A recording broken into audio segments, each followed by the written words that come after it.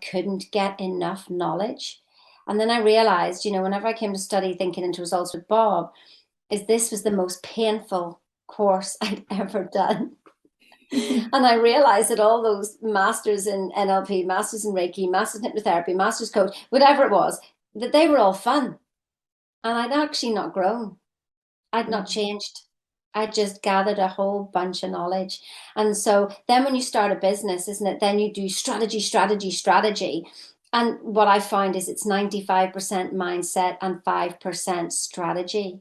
Like the simplest strategies can work. I mean, I even knew that when I was working in corporate, that everybody had come up with all these big ideas and it was going to cost thousands. And I came up with a little sticky note to put on the front of patient records. And if you tick those 5 things, and then it will save this, this, and this. And everybody agreed with it. And it saved 3 million in 1 year from a sticky note.